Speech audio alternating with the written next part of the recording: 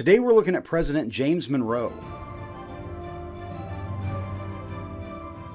Hello, welcome to the Daily Bellringer. Please don't forget to subscribe and take a look at the questions down in the description. James Monroe was the 5th President of the United States, serving from 1817 to 1825, and was a member of the Democratic Republican Party. The final president that served in the American Revolution, Monroe would be a president during a time of unprecedented unity and cooperation within the nation, known as the Era of Good Feelings. James Monroe was born on April 28, 1758, in Westmoreland County, Virginia, to Spence and Elizabeth Monroe. His family owned a small plantation, and much of his younger years were spent working on the farm, with only a few weeks a year dedicated to schooling. In 1774, he enrolled in the College of William and Mary, but his education was interrupted when the American Revolution broke out in 1775, and Monroe soon joined the Continental Army. Monroe was involved in several key events and battles during the war, including the crossing of the Delaware and the Battle of Trenton, where he was wounded. Monroe was with Washington and the Continental Army during the Winter of Valley Forge and would be involved in the Battle of Monmouth. His bravery and dedication during the war gained him notoriety among many revolutionary leaders. After the revolution concluded, Monroe returned to his schooling studying law under Thomas Jefferson, which significantly influenced his political ideas and career. Monroe soon entered politics, where he served in the Virginia State Legislature and later as a delegate to the Continental Congress, where he advocated for Western expansion and helped to pass the Northwest Ordinance. In February of 1786, Monroe married Elizabeth Courtwright, who came from a wealthy family in New York. Together, they would have 3 children.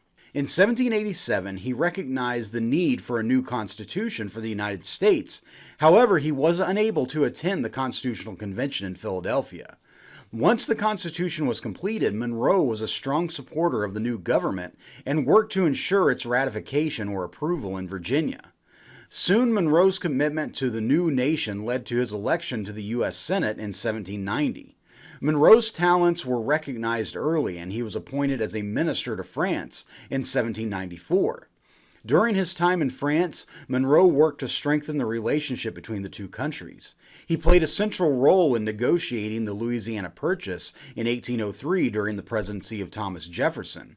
The purchase would double the size of the United States and open up vast territories for exploration and settlement. After returning from France, Monroe served as governor of Virginia. His leadership skills were further recognized when he was appointed Secretary of State by President James Madison in 1811.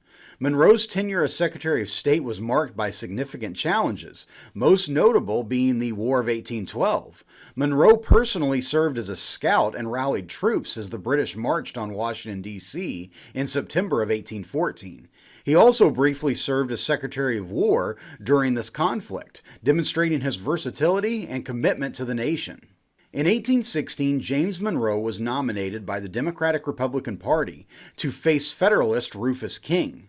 By this point, the Federalists had lost almost all support, as they were viewed as being supporters of the British during the War of 1812.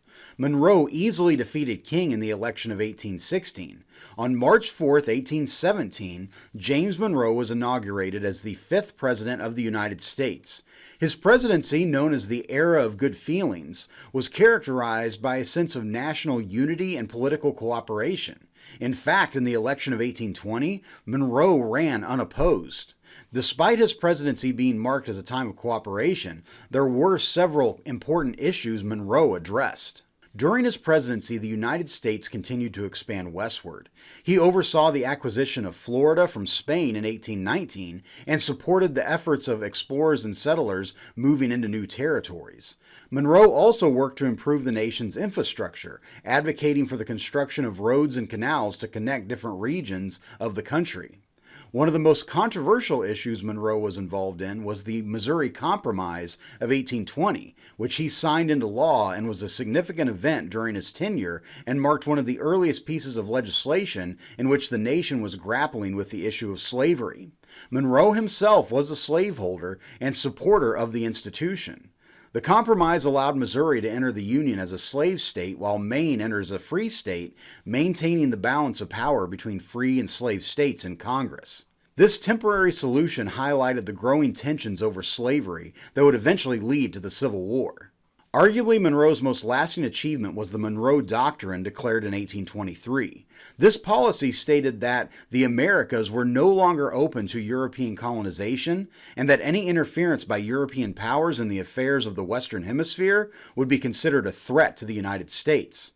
The Monroe Doctrine became a cornerstone of American foreign policy and has had a lasting impact on the nation's interactions with the rest of the world. After 2 terms as president, Monroe retired to his estate Highland in Virginia. He continued to be involved in public affairs, offering advice and support to his successors. James Monroe died on July 4, 1831, at the age of 73, exactly 5 years after the deaths of President Thomas Jefferson and John Adams. So with that, hopefully you learned something, and thanks for watching.